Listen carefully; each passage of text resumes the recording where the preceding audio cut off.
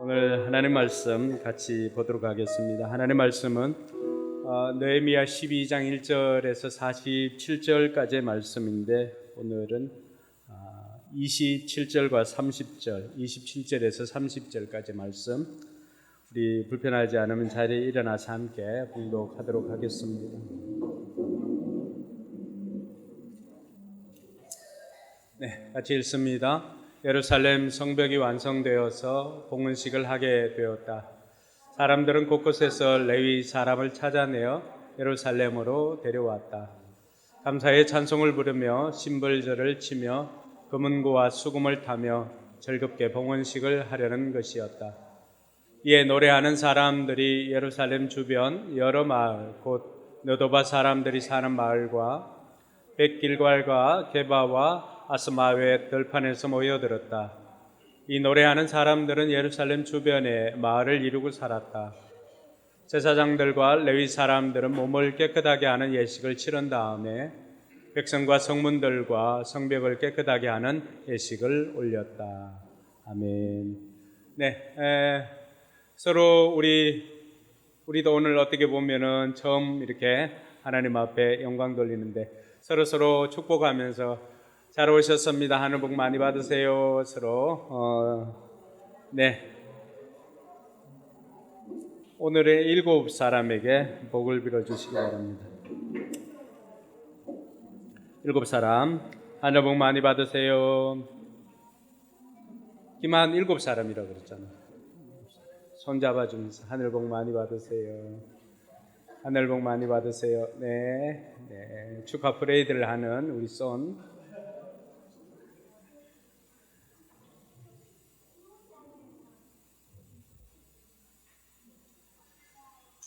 여러분들 새 예배당에서 예배 드리니까 좋죠.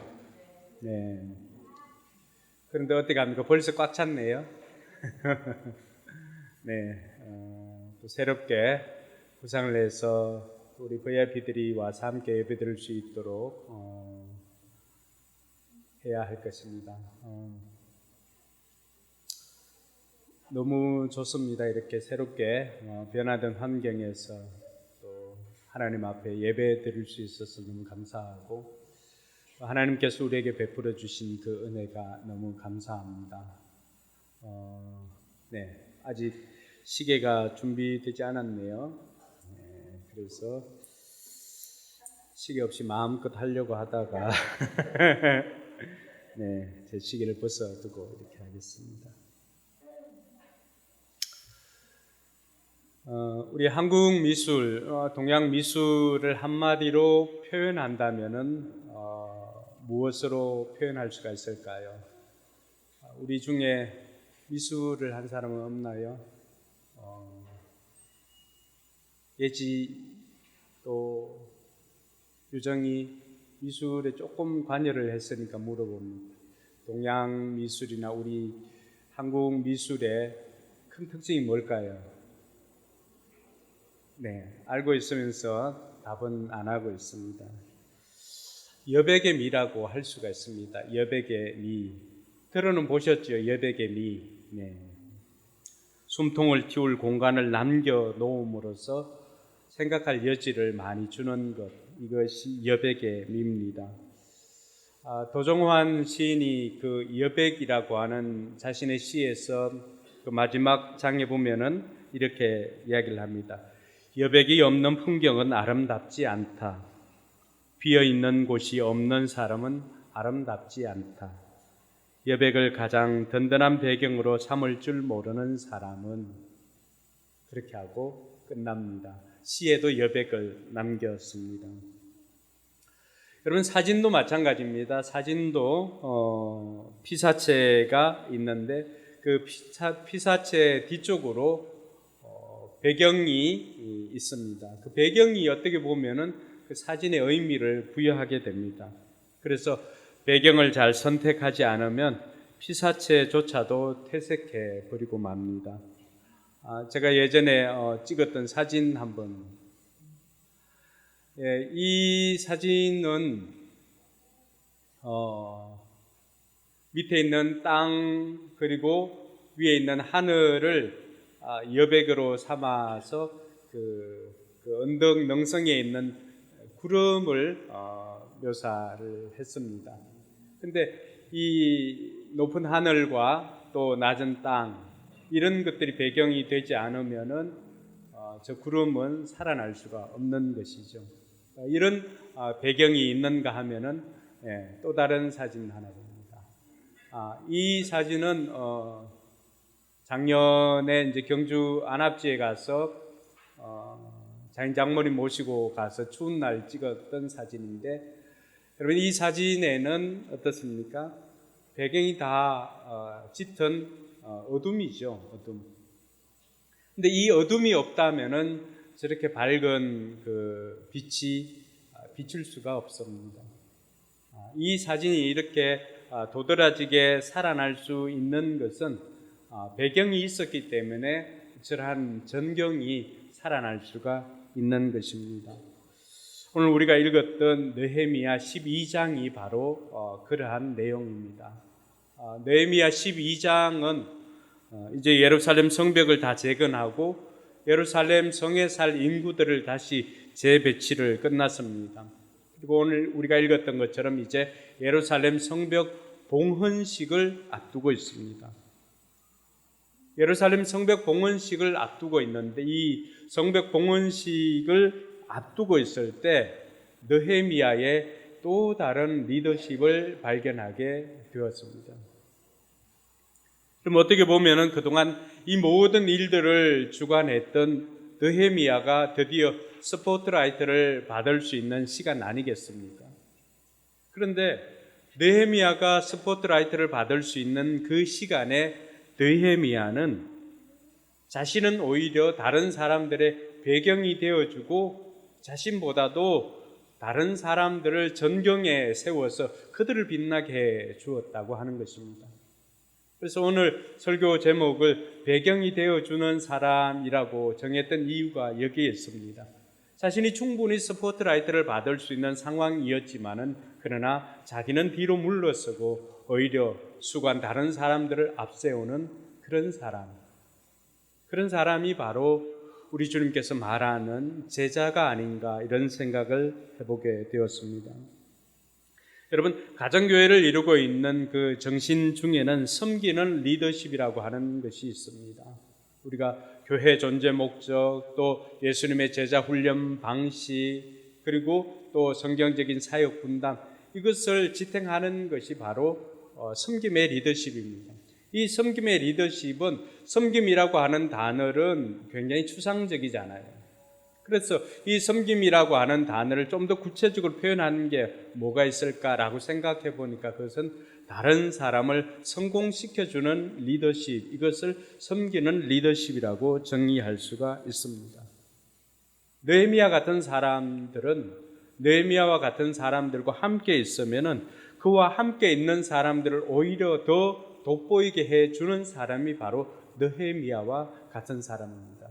여러분, 우리가 잘 알고 있는 국민 MC들이 있습니다. 유재석, 또 신동엽,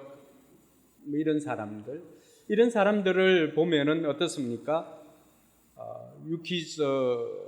유퀴즈인가요? 유퀴즈에 보면은 수많은 게스트들이 나옵니다.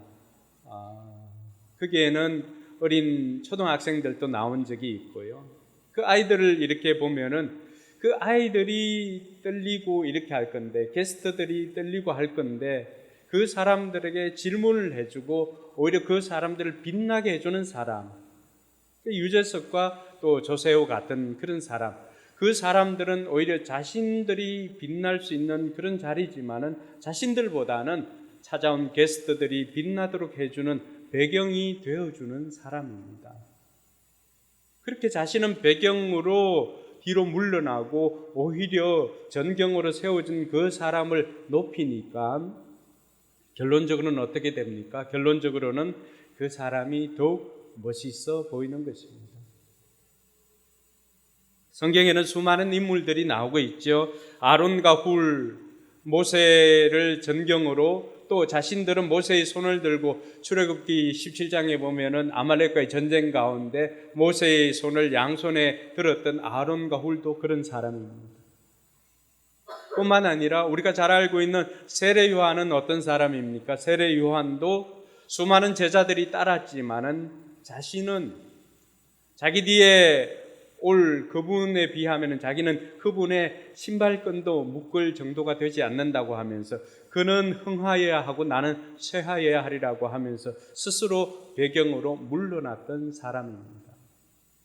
우리가 사도행전에서 살펴보았던 바나바는 또 어떤 사람입니까? 바나바 역시도 자신이 충분히 스포트라이트를 받을 수 있는 사람입니다. 그러나 때가 되니 자신보다도 청출노람이라고 자신보다도 더 뛰어난 제자였던 바울이 나타나게 되니까 어땠습니까? 자기는 전경이 아니라 배경으로 물러나고 바울을 앞세웠던 그런 바나바와 같은 사람. 저는 이런 사람들이 우리 교회에 많이 생겼으면 좋겠습니다. 세상에도 그런 사람들이 많이 칭찬을 받지요. 저는 2005년 청룡 영화상에서 나무주연상, 너는 내 운명이라고 하는 그 영화로 나무주연상을 받았던 황정민 배우를 인상 깊게 보았습니다. 그가 나무주연상으로서 충분히 자신이 스포트라이트를 받는 자리잖아요. 그런데 그 자리에서 수많은 사람들에게 잊혀졌던 사람들, 그렇게 고백합니다. 솔직히 저는 항상 사람들한테 그래요. 일개 배우 나부랭이라고. 왜냐하면 60명 정도 되는 스태프들이 밥상을 차려놔요. 그럼 저는 그저 맛있게 먹기만 하면 되거든요. 근데 스포트라이트는 저만 받아요. 그게 너무 죄송해요. 황정민 배우는 자기가 충분히 스포트라이트를 받아야 될 수 있는 그 상황이었지만은 오히려 자기는 배경이 되고 그 순간에 함께 일했던 스텝 60명을 전경으로 앞세웁니다. 그렇게 앞세웠을 때 오히려 배경이었던 그 황정민 배우가 더 빛나게 된다라고 하는 것을 우리는 알 수 있게 됩니다. 오늘 느헤미야가 이 성벽 봉헌식을 앞두고 오늘 우리와 비슷하지 않나요? 예배당을 다 준비하고 만들고 오늘 이곳에서 처음 예배드리면서 기뻐할 때 느헤미야는 시선을 어디에 두었는가? 우리가 그걸 보면서 배경이 되어주는 사람들이 다 되었으면 좋겠습니다. 첫 번째는 느헤미야는 다른 사람들을 앞세우고 그들의 배경이 되어 주었습니다. 오늘 1절 말씀해 보니까 살디엘의 아들 스룹바벨과 예수아를 따라서 함께 돌아온 제사장과 레위 사람들은 다음과 같다. 제사장은 스라야와 예레미야와 에스라와 이 등등 사람들을 소개하고 있습니다. 6절에 보니까 예수아 때의 제사장 가문의 우두머리와 동료들을 소개합니다. 8절에 보니까 레위 사람들 가운데 찾아왔던 그 사람들 유다와 마따디아이고 그 가운데 마따디아는 그의 동료들과 함께 찬양대를 맡았다. 이렇게 기록합니다. 느헤미야는 결정적인 순간에 하나님 나라를 위해서 헌신했던 그 사람들의 이름을 기억해 주었던 것입니다. 그들의 이름을 기록하는 것은 그들이 전경이 되게 해 주었던 것입니다. 그들을 빛나게 해 주었던 것입니다. 자칫 교회 일을 하다 보면은 음지에서 일하는 그 사람들의 수고를 우리가 못 볼 때가 많이 있습니다. 드러나는 역할들, 앞에 드러날 때 찬양대나 이런 사람들이 많이 드러나지만 배후에서 일하는 방송실이든지 또 영상이나 이런 것은 잘 보이지 않을 때가 있습니다. 여기 오니까 우리 찬양단도 잘 안 보이는데 저기서 잘 하고 있습니다. 어쨌든 그렇게 알고 계시면 됩니다. 모두가 잊혀질 수가 있잖아요. 그냥 앞선 사람들이 일하고 또 목자 목녀들이 앞에 있으니까 그들이 빛날 수도 있는 그 상황에서 목자 목녀들은 수고한 목장 식구를 오히려 앞장 세우는 것. 목사는 목자 목녀들을 또 앞장 세우고 목부를 앞세우는 것. 이것이 배경이 되어주는 사람이 되는 것이죠. 오늘 느헤미야가 바로 그렇게 했던 것입니다. 모든 공사가 끝나고 이제 성벽 봉헌식을 합니다. 충분히 자기 자신이 한 일들에 대해서 자랑할 수 있는 그 시점이었습니다. 그런데 그 순간에 느헤미야는 오히려 한 걸음 뒤로 물러나서 배경이 되어 주었습니다. 물론 요즘으로 보면은 느헤미야 얼굴이 꽤 컸을 것이다 생각할 수도 있겠죠. 얼굴이 커서 뒤로 이렇게 물러나서 셀카를 찍었지 않나 이렇게 생각할 수도 있겠지만은, 그러나 성경은 그런 것이 아니죠. 오히려 그는 다른 사람들 함께 수고하고 함께 예배드리기 위하여서 수고하였던 제사장들과 레위인들, 그 가문에 왔던 사람들의 이름 하나하나를 다 기록해 놓고 기억해 주었다는 것입니다. 이것을 통해서 하나님께서는 우리가 하나님 나라를 위해서 헌신하고 희생하고 섬기는 이 모든 것들을 하나님께서 기억하고 하나님께서 기록해 주신다는 것을 배웠으면 좋겠습니다. 오늘 이렇게 느헤미야가 사람들의 이름을 기록해 주고 그들을 앞장 세우는 것이, 이것이 바로 성경에서 또 가정교회에서 우리에게 이야기해 주는 바로 다른 사람을 성공시켜 주는 리더십입니다. 느헤미야는 행정 수반이었지만 그러나 영적 지도자를 잊지 않았다는 것입니다. 그리고 그 결정적인 순간에 행정 수반인 자신이 나타나서 그 모든 것을 처리하는 것이 아니라 오히려 영적 지도자들을 앞세우면서 이 도성이, 예루살렘 도성이 영적 도성인 것을 공포하였던 것입니다. 우리가 영혼 구원하여 제자를 삼자라고 하는 슬로건을 걸고 우리가 신앙생활을 하고 있습니다. 교회 생활을 하고 있는데, 그럼 이 제자라고 하는 사람은 어떤 사람인가? 영혼 구원에서 제자를 삼자라고 했는데 이 제자는 어떤 사람인가? 제자가 어떤 사람인가요? 너무나 막연하죠. 제자는 예수님의 삶을 배워서 예수님의 삶을 전수해 주는 사람입니다. 한번 따라합시다. 제자는 예수님의 삶을 배워서 예수님의 삶을 전수해 주는 사람입니다. 그 사람이 제자입니다. 그러면 제자는 이 땅에서 예수님과 예수님을 닮는 사람, 예수님을 닮아서 예수님의 삶을 사는 사람인데, 그럼 예수님의 삶은 어떤 것인가? 성경을 보면은 예수님의 삶을 두 가지로 이야기할 수가 있는데, 그것은 바로 순종과 섬김의 삶입니다. 그래서 제자라고 하는 것은 영혼 구원에서 제자를 만들자라고 했을 때 그 제자는 예수님의 삶을 살고 예수님의 삶을 전수해 주는 사람인데, 예수님의 삶은 어떤 것인가? 순종과 섬김의 삶을 사는 것입니다. 근데 오늘 느헤미야가 보여주었던 그 순종과 섬김, 다른 사람을 성공시켜주는 그 리더십을 가지고 다른 사람을 앞장 세우는 그 삶이 바로 우리가 이야기하는 제자의 삶이라고 할 수가 있습니다. 옆에 앉아있는 사람에게 그렇게 한번 축복해 볼까요? 제가 당신을 성공시켜 드리겠습니다. 할렐루야. 다른 사람을 성공시켜주는 사람, 다른 사람을 섬기는 사람입니다. 그래서 큰 자가 어린 자를 섬기는 것입니다. 일반적으로는 어떻습니까? 어린 자들이 섬김을 받는 것이 아니라 밑에 있는 사람들이 위에 있는 사람들을 섬기죠. 그러나 성경이 우리에게 가르쳐주고 예수님께서 우리에게 가르쳐주는 섬김은 그게 아닙니다. 내가 이 땅에 섬김을 받으러 온 것이 아니라 오히려 많은 사람을 위해서 대속물로 주기 위해서 왔다라고 했습니다. 그 섬김의 삶을 우리가 사는 것입니다. 그래서 우리가 세상과 다른 삶을 살아갈 때 세상은 우리를 다른 눈으로 바라봅니다. 아, 저 사람들 뭔가 다르구나. 그렇게 사니까 안디옥에서는 어떻게 합니까? 아, 저 사람들 예수처럼 살구나. 그래서 작은 예수라고 불러주고 그곳에서 그 사람들은 크리스찬이라고 하는 이름을 얻게 되었습니다. 오늘 저와 여러분들이 이렇게 다른 사람을 앞장세고 직장이든 어디에서든지 공동체에서 서로 경쟁하고 자기가 위에 올라가려고 할 때 오히려 우리는 우리가 했음에도 불구하고 다른 사람을 높여줄 때 그 사람들이 더욱더 빛나게 되는 것입니다. 이번 올림픽을 통하여서 우리는 수고한 많은 선수들을 보았습니다. 그 가운데 안타까운 일도 보고 또 기쁜 일도 보았습니다. 그 금메달을 땄던 안세영 선수가 그 스포트라이트가 자기에게 주어졌을 때 그동안 7년 동안이나 그 힘을 얻기 위해서, 말할 수 있는 힘을 얻기 위해서 그렇게 힘든 시간들을 견뎌내었습니다. 그리고 그 순간에 힘들었던 것들을 이야기하였습니다. 축하를 받아야 할 그 자리가 쑥대밭이 되었던 것이죠.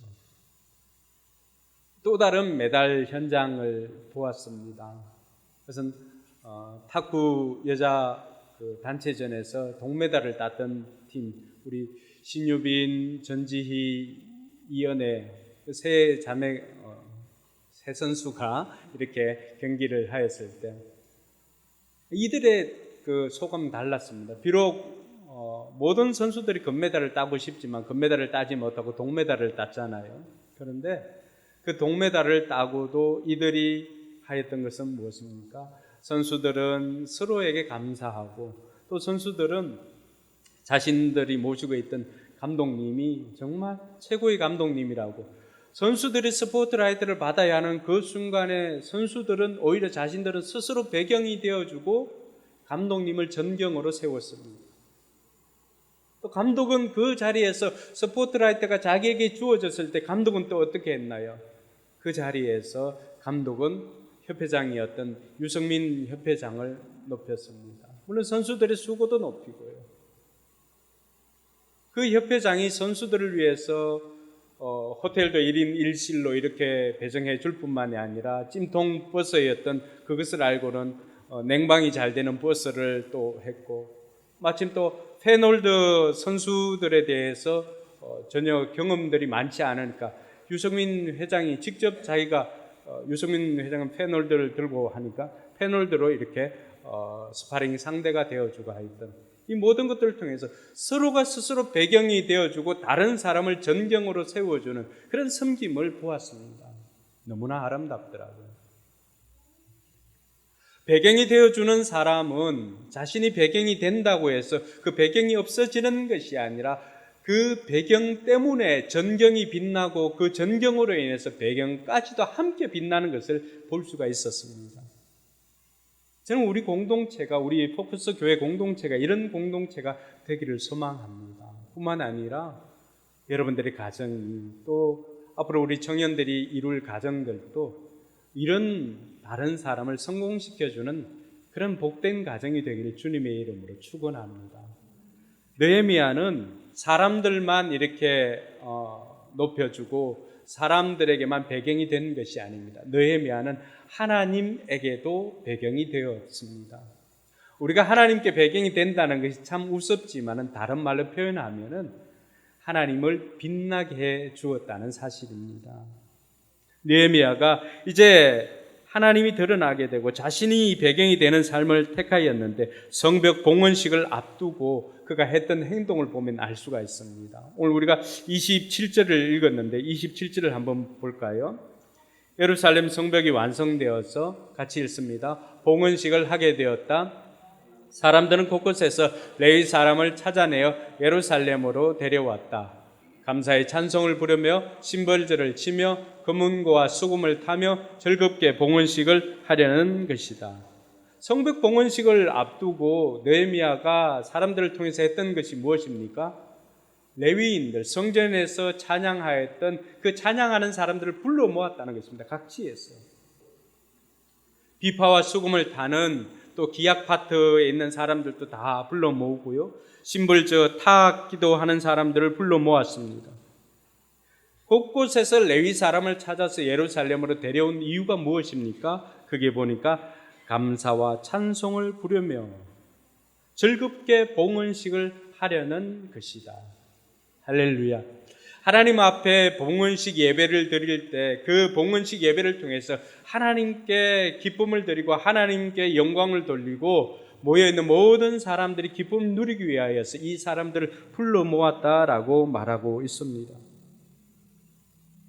느헤미야의 이런 삶을 통해서 볼 수 있는 것은 느헤미야는 자신의 삶을 통해서 자신이 빛나는 것이 아니라 자신을 빛나게 해주는 그 자리에 설 수 있도록 해주신 하나님께 오히려 모든 영광을 돌렸다라고 하는 사실입니다.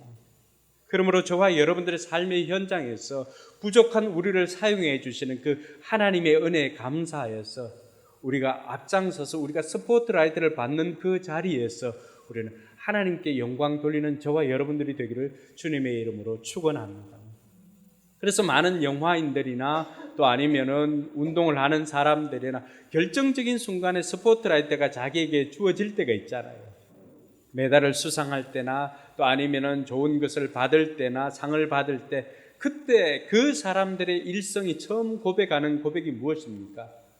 오늘 이 자리에 설 수 있도록 해주신 하나님께 영광을 돌립니다.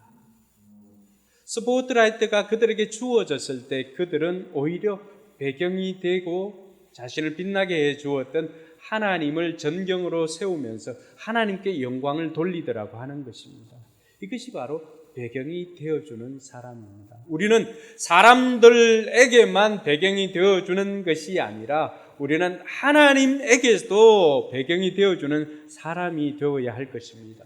느헤미야가 바로 우리에게 그것을 보여주었습니다. 그래서 그 봉헌식을 앞두고 하나님께 찬양할 찬양대를 모을 뿐만이 아니라 30절에 보니까 제사장들과 레위 사람들은 몸을 깨끗하게 하는 예식을 치른 다음에, 같이 읽을까요? 백성과 성문들과 성벽을 깨끗하게 하는 예식을 올렸다.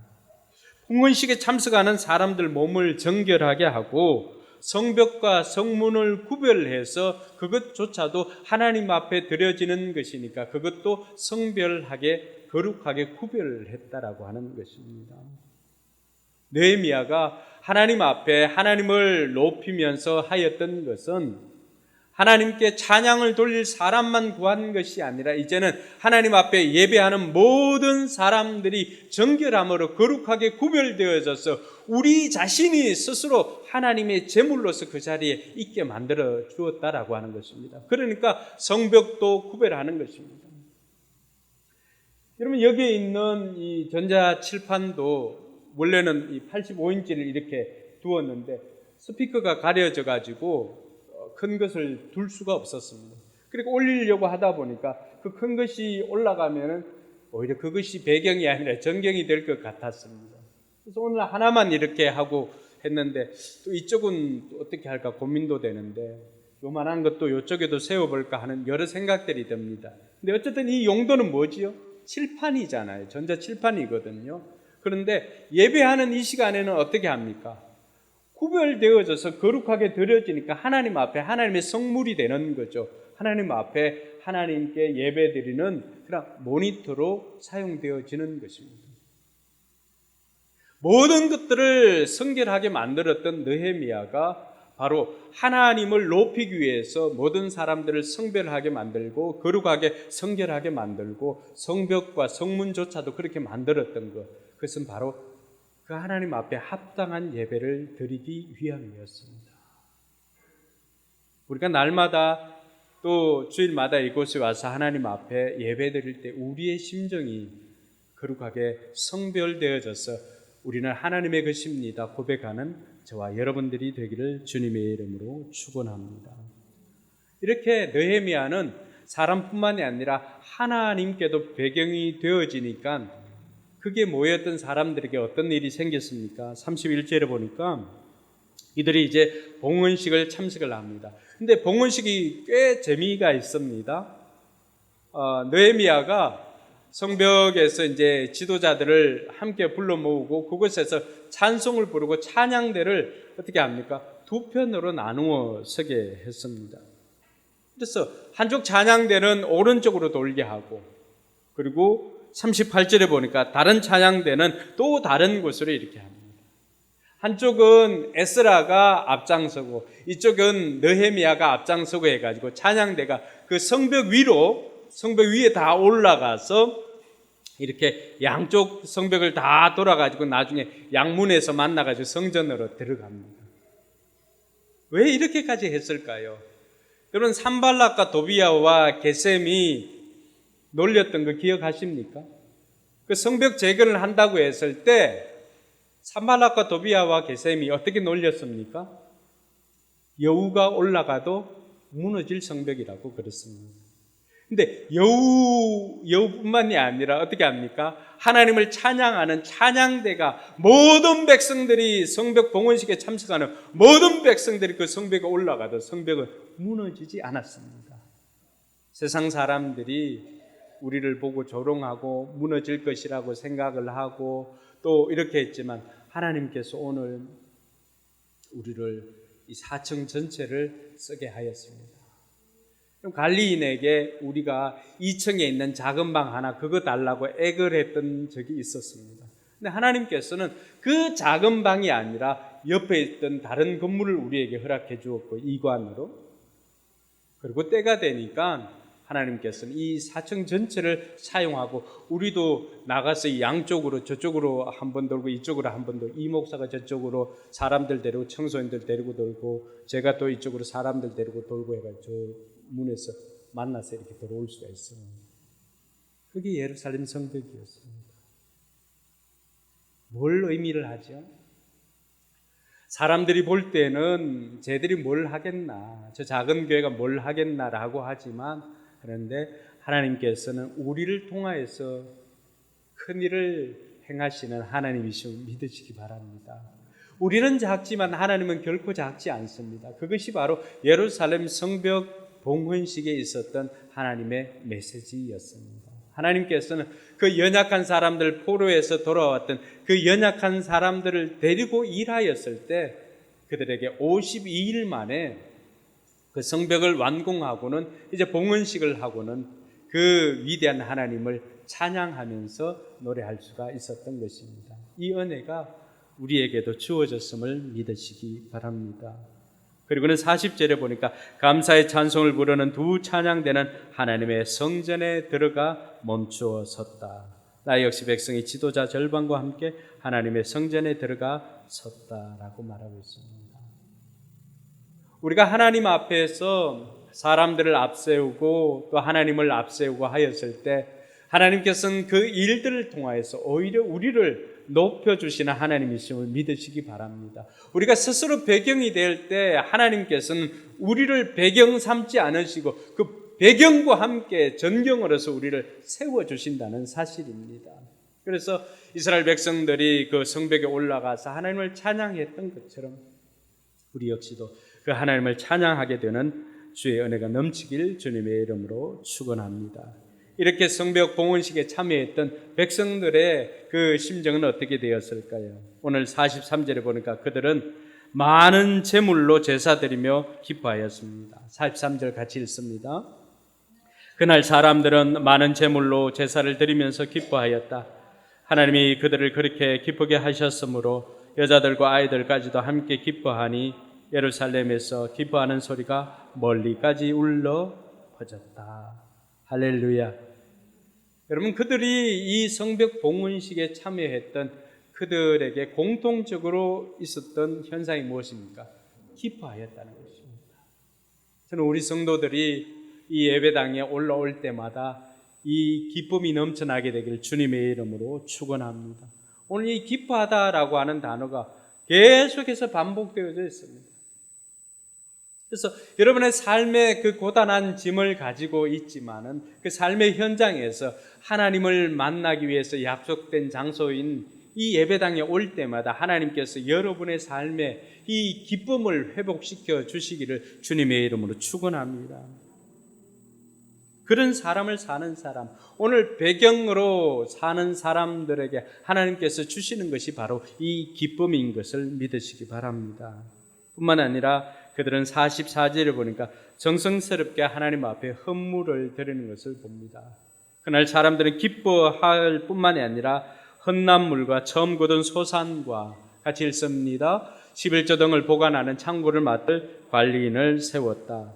유다 사람들은 직무를 수행하는 제사장들과 레위 사람들이 고마워서 관리인들을 세우고 율법에 정한 대로 제사장과 레위 사람들에게 돌아갈 몫을 성읍에 딸린 밭에서 거두어 들여서 각 창고에 보관하는 일을 맡겼다. 은혜를 경험하게 되니까 은혜를 경험한 백성들이 한 것이 무엇입니까? 우선 하나님 앞에 헌물을 드리고 또 처음 거둔 소산을 하나님의 것인 줄 알고 하나님께 드릴 뿐만이 아니라 온전한 11조 등을 하나님 앞에 드리니까 그것을 보관할 창고를 만들고 관리인을 세웠다라고 하는 것입니다. 내라고 해서 내는 것이 아니죠. 이들이 은혜를 경험하게 되니까 어떻게 합니까? 자원해서 드리는 것입니다. 은혜를 경험하게 되니까 자원해서 헌물을 드리게 되고 처음 소산을 하나님 앞에 드리게 되고 11조를 하나님 앞에 드리게 되고 하는 일들이 생기게 되었던 것입니다. 그들은 은혜 받는 일을 위해서 세워진 제사장들과 레위인들을 위해서 기쁨으로 헌물을 드렸던 것입니다. 11장에서 저들은 하나님의 성전을 그냥 버려두지 않겠습니다. 결단을 하고 결심을 하고 하나님의 성전을 보살피기로 작정을 하고 예물을 드렸던 이 사람들입니다. 12장에 오니까 이 사람들은 어떻게 또 바뀌었습니까? 하나님의 성전에서 봉사하는 이들을 이제는 그냥 버려두지 않겠습니다. 결심하고는 그들을 위해서 11조를 드리고 처음 소산의 것을 드렸던 것입니다. 그 모든 것들은 다 성전에서 봉사하는 제사장들과 레위인들의 양식으로 또 그들의 생활비로 사용되었던 것입니다. 이 모든 것들이 하나님 앞에 성벽 봉헌식을 하고 그 봉헌식에 참석하여서 은혜를 받은 사람들의 삶의 변화였던 것입니다. 그래서 저와 여러분들도 우리가 하나님 앞에 오늘 또 이 기쁜 예배를 드릴 뿐만이 아니라 예배를 드린 이후에 우리의 삶의 변화가 이렇게 나타나길 주님의 이름으로 축원합니다. 우리가 생각할 때 그럼 헌물이나 헌금은 어떻게 해야 되는가? 헌물은 이미 받은 것입니다. 축복과 은혜를 체험한 결과이지 하나님의 복을 받기 위해서 내는 수단은 아니라고 하는 것입니다. 이들이 오늘 하나님 앞에 헌물을 드렸던 것은 하나님께서 그동안 베풀어 주었던 축복과 은혜를 받은 그 결과물들을 가지고 하나님 앞에 드렸던 것입니다. 그것이 아니라 내가 하나님 앞에 복을 받아야 되겠다라고 생각하고 그 복을 받을 수단으로 낸 것이 아니라고 하는 것입니다. 우리가 헌금이나 헌물에 대한 오해가 없어야 되는 것이 바로 이것입니다. 축복과 은혜를 받기 위한 수단이 아니라 축복과 은혜를 체험한 결과로서 하나님 앞에 드리는 것이 헌금과 헌물이라고 하는 것입니다. 두 번째는 우리에게 베푸신 하나님의 은혜를 기뻐하고 찬양하는 것입니다. 하나님께서 우리로 하여금 오늘 이스라엘 백성들이 성벽 봉헌식에 참여하면서 그들에게 나타났던 것이 무엇입니까? 하나님께서 우리를 이처럼 사용해서 하나님의 집을, 하나님의 성벽을 이렇게 만들었습니다라고 고백하면서 그때 참석했던 모든 사람들이 기뻐하고 기뻐했다라고 말하고 있습니다. 우린 예배를 참여할 때마다 우리의 마음에 이 기쁨이 넘쳐나야 할 것입니다. 하나님께서 내게 생명 주시고 하나님께서 내게 건강 주시고 하나님께서 내게 은혜를 베풀어 주셔서 오늘 우리가 이곳에서 예배드리고 또 빈손으로 오지 않고 하나님 앞에 예물을 드릴 수 있었다는 것을 기쁨으로 고백하는 저와 여러분들이 되기를 바랍니다. 마지막으로는 우리에게 주신 은혜의 감격에서 기쁜 마음으로 드리는 것입니다. 하나님께서 내게 베풀어 주신 그 은혜가 너무나 크기 때문에 우리는 기쁨으로 드릴 수가 있어야 할 것입니다.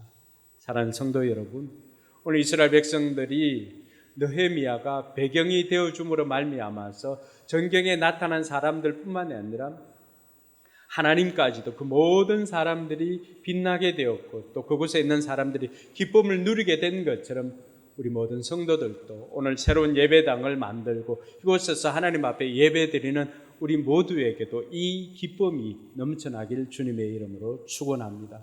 뿐만 아니라 우리 교회가 하나님의 일들을 감당하고자 할 때 예물이 부족해서 물질이 부족해서 못하는 일이 없도록 여러분의 삶에 또 은혜가 풍성하고 여러분의 기쁨으로 자원해서 예물을 드림으로 말미암아서 우리가 더욱더 큰 하나님의 일들을 감당할 수 있기를 주님의 이름으로 축원합니다. 기도하겠습니다.